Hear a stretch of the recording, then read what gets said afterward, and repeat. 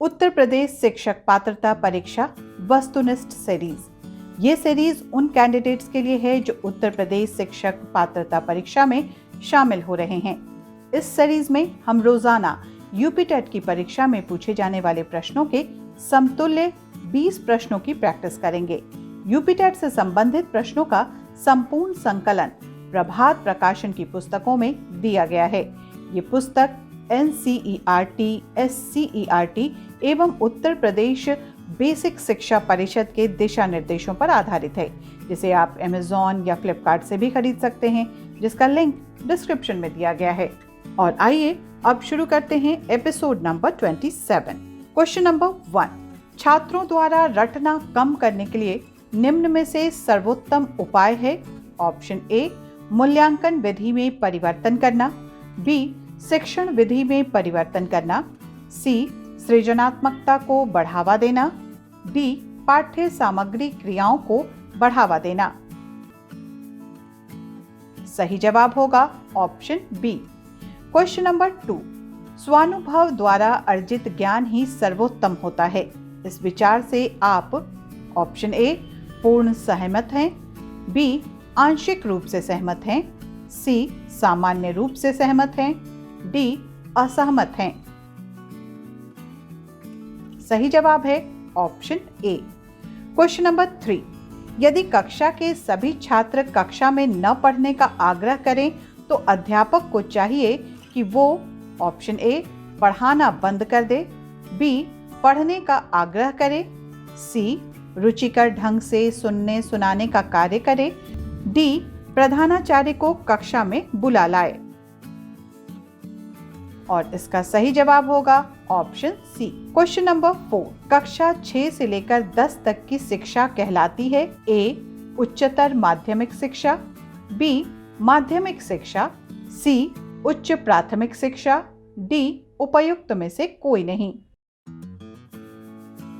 सही जवाब होगा option B. Question number 5, Bharat के विद्यालयों में अंग्रेजी को शिक्षा का माध्यम बनाया। ऑप्शन ए, वॉरेन हेस्टिंग्स ने। बी, लॉर्ड कॉर्नवालिस ने। सी, लॉर्ड विलियम बेंटिक ने। डी, उपर्युक्त में से कोई नहीं। सही जवाब होगा ऑप्शन सी। क्वेश्चन नंबर 6, नवजात शिशु की भाषा क्या होती है? ए, रुदन। बी, क्रंदन। सी, बलबलाना। डी, पूइंग। और इसका सही जवाब है ऑप्शन ए। क्वेश्चन नंबर 7, अध्यापन के समय अध्यापक को निम्नलिखित में से किसका सर्वाधिक ध्यान रखना चाहिए? ए, विषय वस्तु। बी, विद्यार्थियों की आयु। सी, व्यक्तिक विभिन्नता। डी, विद्यार्थियों की पारिवारिक पृष्ठभूमि। सही जवाब होगा ऑप्शन सी। क्वेश्चन नंबर 8, व्याकरण से जुड़े शिक्षण का क्या उद्देश्य है? ए, ज्ञान। बी, कौशल। सी, ज्ञान प्रयोग। डी, ये सभी। सही जवाब होगा ऑप्शन डी। क्वेश्चन नंबर 9, छात्रों में किसका विकास आपकी दृष्टि में सबसे महत्वपूर्ण है? ए, काम में लगन। बी, आत्मविश्वास। सी, श्रम का महत्व। डी, धर्मानुराग। सही जवाब होगा ऑप्शन बी। क्वेश्चन नंबर 10, बालक के शारीरिक विकास की दर निर्भर करती है। ए, पूर्ण रूपेण उसके वंशानुक्रम की संरचना पर। बी, प्राथमिक रूप से वंशानुक्रम की संरचना जो कि पर्यावरणीय प्रभावों से युक्त होती है। सी, प्राथमिक रूप से उन पर्यावरणीय प्रभावों पर जो वंशानुक्रम की सीमाओं से बंधे हैं। डी, वंशानुक्रम एवं वातावरण दोनों के सम्मिलित एवं निश्चित प्रभावों पर। सही जवाब होगा option B. Question number 11, project strategy can be used in the class only occasionally because A, it is very much time consuming. B, every type of subject matter cannot be taught through this method. C, evaluation of individual performance of pupils is not possible here. D, all of the above. सही जवाब है option D. Question number 12, due to use of various methods in teaching, option A, teaching is simple, B, students pay more attention, C, teaching becomes interesting, D, all of the above. और सही जवाब होगा option A. Question number 13, which of the following is a prerequisite to learning a language? Option A, reading stories, B, motivation, C, vocabulary, D, knowledge of grammar. सही जवाब है option D. Question number 14, objective of evaluation is option A, to declare a child is pass or fail, B, to know what the child has learned, C, to know about learning difficulties of child, option D, all of the above.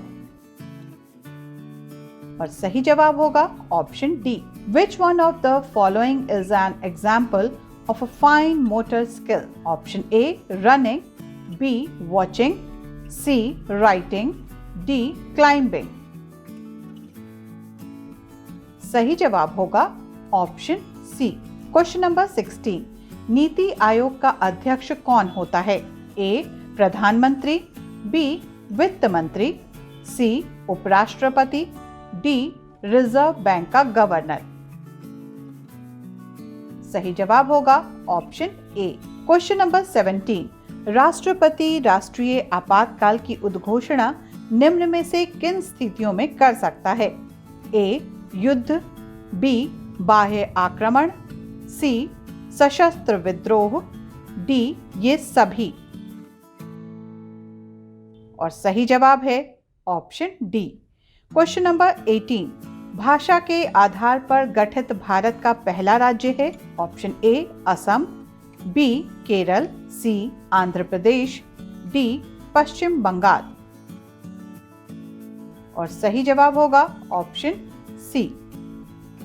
Question number 19, Mahatma Buddha द्वारा दिए गए प्रथम उपदेश को कहा जाता है?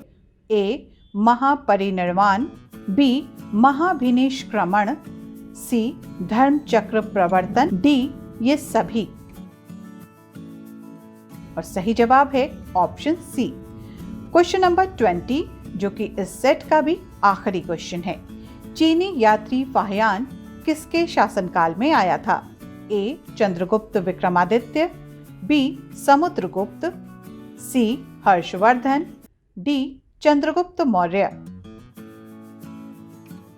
सही जवाब होगा ऑप्शन ए। और इसी के साथ ये सेट यहीं समाप्त होता है। फिर अगले सेट में मिलेंगे नए नए सवालों के साथ और उनके जवाबों के साथ। तब तक के लिए दीजिए इजाजत। नमस्कार।